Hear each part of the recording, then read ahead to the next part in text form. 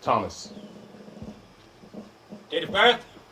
March 14th, 1981. I am 43 years old. And you are married? Yes. Any children? One son, Frederick. He's almost 2. No other children. And what is your billet? I was assigned to the 105th Airlift Wing at Stewart Air National Base in Newburgh, New York. You are a captain in the United States Air Force. You have been relieved of your duties and are currently being held in custody. Is that correct? The Air Force is waiting for the outcome of this trial. Very well, thank you. The prosecution, please read the charge. Thank you, Your Honor. Captain Thomas Raymond is hereby charged according to Section 154A, Paragraph 1 of the U.S. Air Force Code of Criminal Procedures that on the 29th day of January 2023, above the village of Rockland, New York, he used deadly force to kill 170 people. The charge states that at 7:21 p.m., Captain Raymond used an air-to-air guided weapon system to shoot down Delta Airlines flight number 3105, which was at the time en route from Miami to Newark Airport in New Jersey. He is hereby charged with the crime of murder. May I speak, sir? Please do. Captain Raymond, in this trial you are charged with multiple murders. Now, my role in these proceedings is beyond unique. I've been appointed directly by the Secretary of the Air Force as an independent jurist without any military connections to ensure, beyond any reasonable doubt, that these proceedings are fair and that your rights as an American citizen and as a valued senior officer are protected. Accordingly, I am obliged to instruct you that as a defendant, you may defend yourself either by providing testimony or by remaining silent. You are not obliged to give any testimony. If in the face of these charges against you, you do remain silent, this court cannot use that against you. Do you understand that, Captain? Yes, sir. Very well. You've certainly had these opinions from your defense counsel. In your preliminary hearing, Captain, you made a full confession. How do you wish to proceed today? Will you give testimony today? I'll be making an opening statement on defendant's behalf, Your Honor. But, fine, but you may remain seated. I prefer to stand if I may. If you wish, very well. Esteemed judges, Captain Nelson, ladies and gentlemen of the jury. Every one of us here remembers where we were on September 11th, 2001. We all remember when we saw those images for the first time.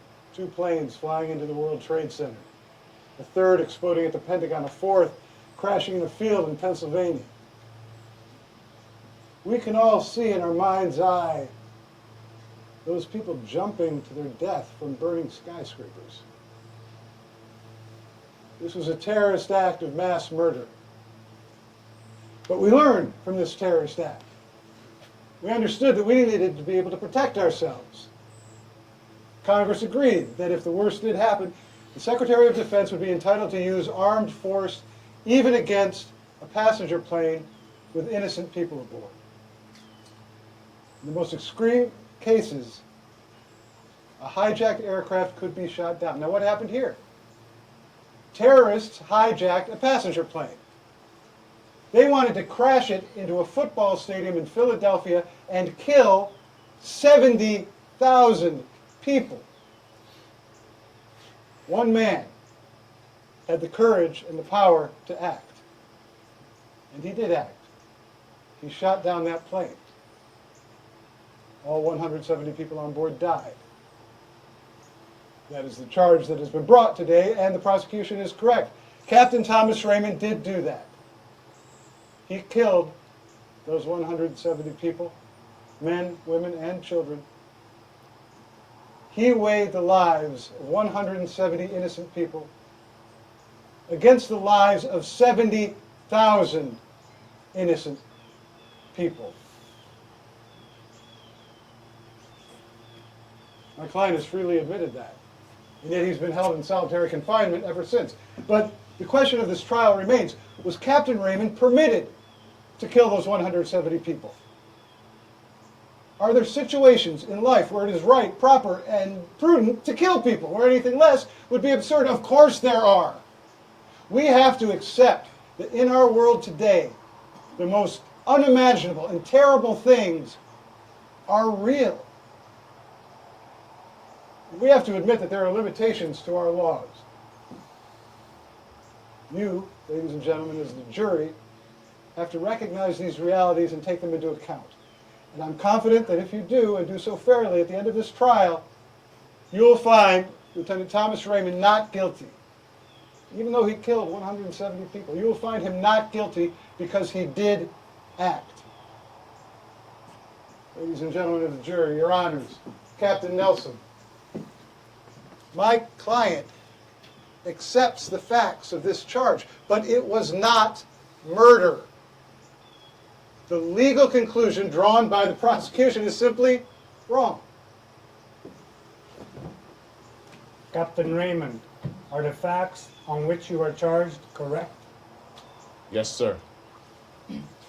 Captain, we need to know more about the sequence of events. Are you prepared to answer further questions? My client will not be testifying at this time, although we reserve the right to do so later. Very well, as you wish, counsel. Then let us begin hearing the evidence. Since the defendant has already confessed, I've only called one witness. We may move to call a rebuttal witness, Your Honor, if after hearing this testimony. Of course, Counselor. Oh, first. Excuse me? My client has been in solitary confinement, a brig, for months now. I can't release a mass murderer. You can, he's not going anywhere, you just don't want to. Gentlemen, please. This isn't about saying please. You're out of line, Counselor, not to mention rude. This isn't about manners either, Your Honor. Defending a murder case is not a popularity contest. Well, that's lucky for you. We'll proceed now. Court calls Colonel Brooke.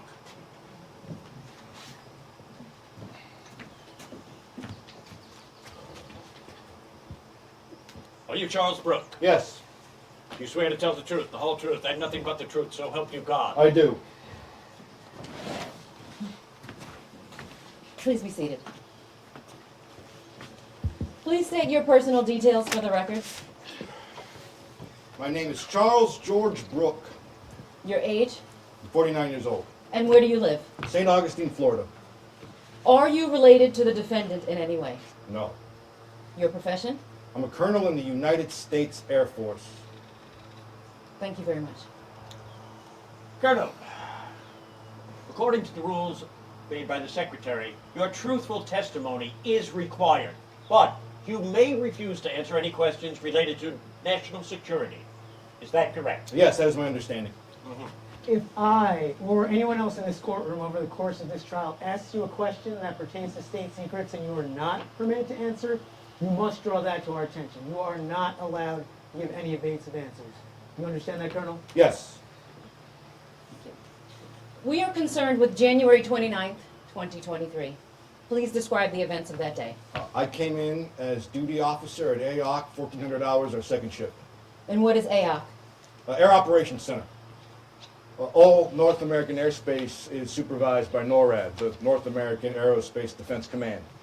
NORAD uses a system of satellites, radar, and fighter aircraft to detect, intercept, and if necessary, engage any airborne threats to America. And what is the task of a duty officer at AOC? The duty officer is the Chief Air Force Staff Officer in charge. And who is employed at AOC? Mostly Air Force personnel. We have officials from the Department of Defense, Homeland Security, the FFA, so on. They monitor all American airspace, How many people altogether? between 60 and 65. And where is this command center located? NORAD's home base is located in Peterson Air Force Base, Colorado. We have 3 additional bases, including Tyndall Air Force Base in Florida. And that's where you were on duty on January 29th. Tyndall, yes. Colonel Brooke, please describe to us precisely how airspace is monitored. We use radar, ground, and air base. We can access information from civil aviation, local, federal defense agencies, including the FBI, state police. We also can receive information from Secret Service relevant to air traffic. All this combines to give us a complete overview of any situation. We are constantly on the lookout for renegade activity. renegade activity? I'm sorry. The term renegade refers to any civilian aircraft pirated for terrorist purposes. The internationally accepted term is renegade. And how do you find out about such a case? That's the most difficult part of our job. We keep in contact with every aircraft and we look for irregularities. Such as? Aircraft going off course, the automatic recognition system being switched off, or simply a break in normal expected radio contact. Does that happen often? Well, 3 or 4 times a day we get irregularities. Though hijackings have become very rare, we need to check on each of them.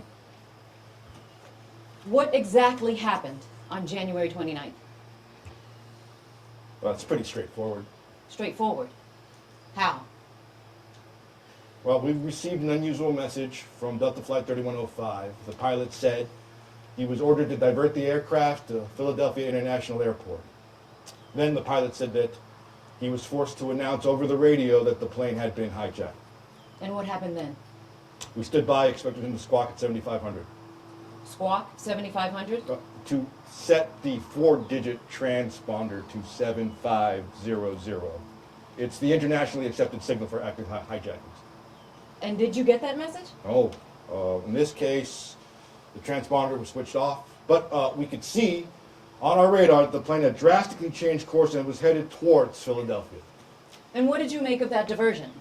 Well, first, we contacted the Secret Service to see if the POTUS was in New Jersey or nearby. POTUS? The President of the United States. The POTUS was in the residence.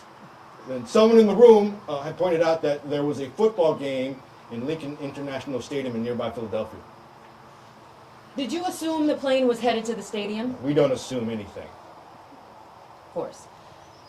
What did you do then? Well, then we received another transmission from Delta Flight 3105. The pilot said that he was forced to read a text out loud. And what was this text?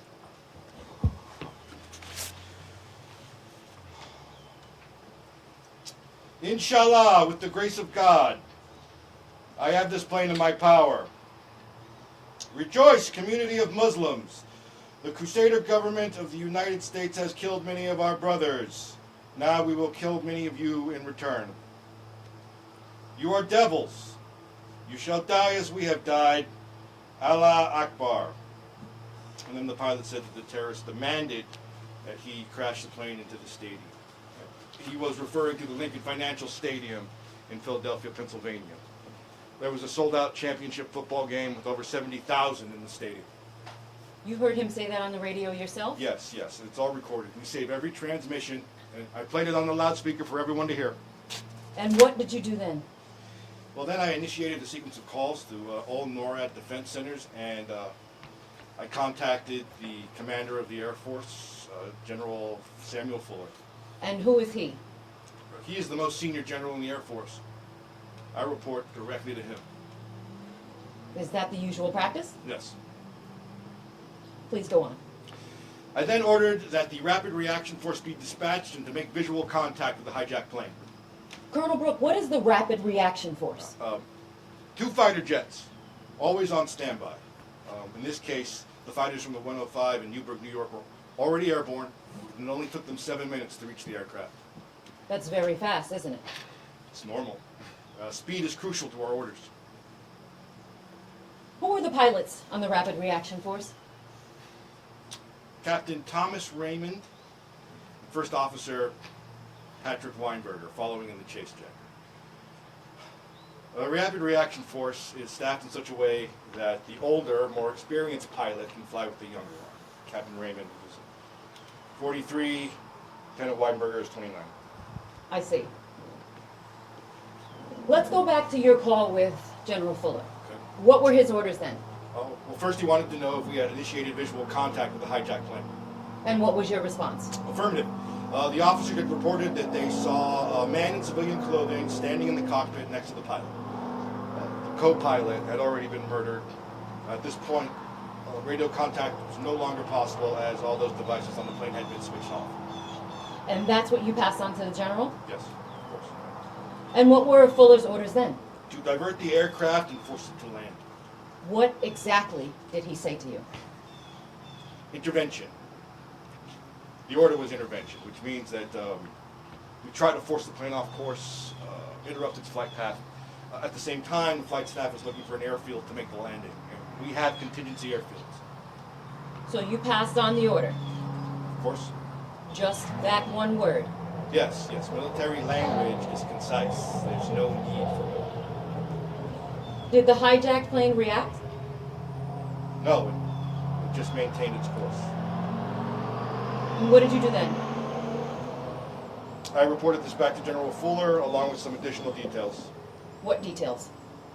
That we were dealing with an Airbus A320 aircraft, that apart from the terrorists, there were 169 souls on board. I informed them of which of those were the flight crew, speed of the aircraft, estimate time of impact, those sorts of things. Details And where did you get those details? from my colleagues at the command center. There were 108 men, 60 women, and 2 children. I had the passenger list right in front of me. The youngest was a girl. She was only 4. What orders did you then receive from General Fuller? Well, that took us several minutes. In a case like this, General Fuller needs to speak with the Secretary of Defense and inform him of the situation. It is then the duty of General Fuller to make the Secretary of Defense a proposal. And that is the official regulation. And what did the general propose? A situation like this is a series of steps determined in advance. And what are those steps? Step 1, divert the aircraft. Step 2, fire warning shots. Warning shots. What does that mean? The Secretary of Defense orders the command pilot to fire warning shots. Well, can't the pilots decide that for themselves? To fire warning shots. No, I'm afraid not. Only the Secretary of Defense can issue that order. And did you transmit that order? Yes. And what happened then? That's going to get a little technical, Counselor. Please explain. The pilot's aircraft is equipped with a single-barrel gas-operated 5-chamber revolving cannon made by Mauser. This weapon is mounted on the right wing. It has a fire rate of 1,700 rounds per minute and an air velocity of 2,500 yards per second. So we're dropping about 10 pounds of ammunition in about half a second. It has a range of 3,500 yards and is usually loaded with highly explosive munitions. I pass the order to the Rapid Reaction Force. Controlled bursts. That's what we call it. And who fired those shots? Captain Raymond. He fired a burst from his onboard cannon. It's a mixed load of tracers and conventional ammunition. And what happened next? Would the captain of a civilian aircraft even notice the warning shots? Of course. You could see the smoke. You could hear the shots. You could see the path of the tracers. Was there a reaction of any kind? No. If I may say so myself, warning shots are pretty damn... they're pretty darn impressive. It would take quite a lot not to react. And in your military experience, are there any other ways of interrupting a flight? Besides warning shots and diversion? Yes. I'm afraid not. Anyone else would say the same. And what did you do then? Well, I reported this back to General Fuller. He then proposed to the Secretary of Defense that the plane be shot down. And? Secretary of Defense rejected it. How do you know that? Samuel Fuller told me, negative to engage. Did the general make any comment on the secretary's decision? I'm sorry. Well, for example, did he say, well, unfortunately, he rejected firing or something like that? No. Had you expected that decision from the secretary? I had no expectations, ma'am. That's not in my job description. Everyone knew it was a complicated decision. Everyone on that team had talked about it. And then you passed negative to engage onto the pilots, I'm sorry, what? that they were not allowed to shoot. Of course. And then what happened? Nothing. Nothing. I don't understand. Please explain. Just stared at our screens. There's nothing else we could do. Everyone on that team was hoping for a miracle. At least I was. Did you question the general's order at all, or It simply... is not my job to question orders. I'm trying to imagine the situation. You are now staring at your screens and waiting. How long did that go on? Approximately 28 minutes. That long? Yes. So almost half an hour. Yes. And then what happened? Then, Captain Raymond asked me twice if he heard the negative order correctly. And he meant the order that he was not allowed to shoot. Yes. The order to shoot down the plane was engage. I told him twice, negative to engage. Negative. Negative was the order. Did you have a clear connection? Was the defendant able to hear you properly? Yes. He repeated it himself. I'm sorry, could I get some water? Of course. Airman, water please for the defendant. Thank you.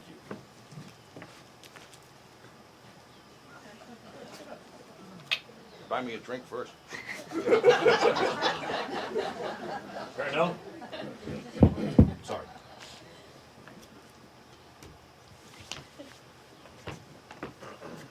May we continue? Yes.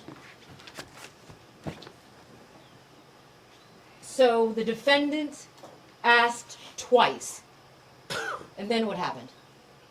Then Captain Raymond reported that the plane had begun its descent. How far away were the planes from the stadium at this point? About 30 miles. Had the Delta aircraft changed its course at all during this entire time? No. Then Captain Raymond shouted into his microphone. Shouted? Well, what did he shout? He said, "If I don't shoot now, thousands of people are going to die." And then what happened? Then I could see on my screen that Captain Raymond had fired a Sidewinder. And what is a Sidewinder? An air-to-air guided missile, type AIM 9L1. It has infrared sensors and homes in on heat. It locked onto the aircraft, and the plane crashed into an empty field. At what time was that? At precisely 2200 hours and 34 seconds. That is when the Sidewinder was electronically released. And the Rapid Reaction Force? Turned away, headed back to base. Captain Raymond and Lieutenant Weinberger were arrested upon arrival. Our colleagues at the FBI dispatched an NTSB immediately. They searched the wreckage, secured the site, and there were no survivors. Excuse me. Colonel Brooke, did you have any means of preventing the weapon from being released? Oh, I'm sorry. I don't know, blocking it by radio perhaps? No, there's no way of doing that. The pilot must have independent control of his weapon systems. I understand. So the decision to fire the Sidewinder is purely in the defendant's hands. Correct. And the planes are always armed. Of course they're armed. They're fighter jets. Thank you for your candor, Colonel. You may proceed, counsel. Colonel Brooke, did you inform General Fuller that the civilian aircraft had been shot down? Of course. And how did he react? Nothing. There was no reaction. He simply received the message. Then he ordered that all recordings be saved and that Captain Raymond be held by MPs upon his return to the base. I have no further questions of this witness. Thank you, counsel. Well, it appears that the facts of this case are clearly before us. They confirm the defendant's statements on every single count. Do either of you have any further questions for this witness? No. Counselor? I have a few questions. Lieutenant Colonel Brooke. Colonel, at the beginning of your testimony, you mentioned that everyone at the center was aware that the plane had been hijacked. Yes. You said among those at the center were officials from the FBI, Homeland Security, Department of Defense. Correct. Okay. Who in the room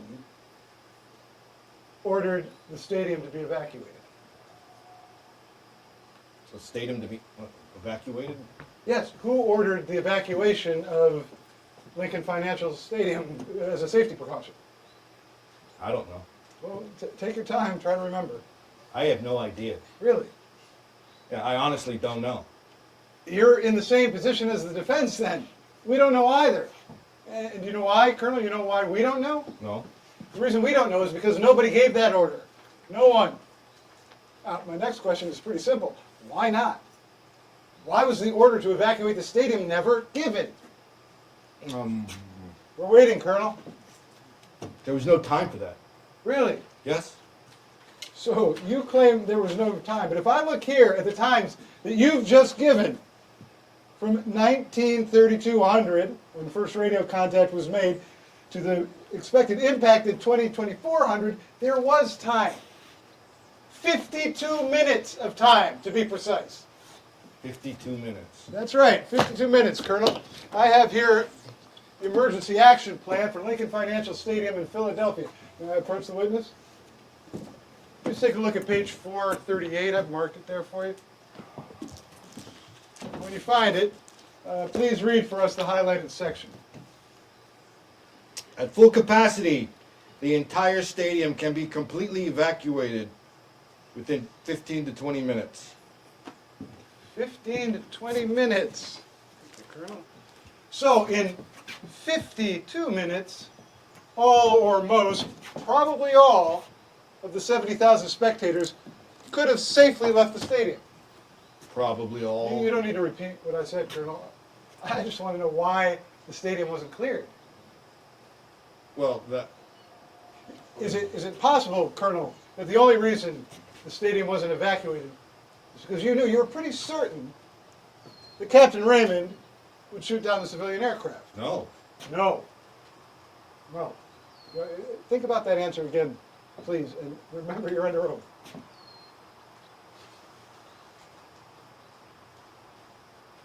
Possibly. Could you speak up a little, Colonel, so the jury can hear you clearly? Wasn't it true that everyone in that control room was pretty certain that the pilot would shoot down the civilian aircraft? I could imagine that. What exactly could you imagine? That Captain Raymond would shoot. And why could you imagine that? Well, because. Could it be because you yourself would have shot down that plane? Objection. This answer calls for a judgment. The witness does not have to answer this hypothetical question. Please rephrase. Let me try to help you out, Colonel.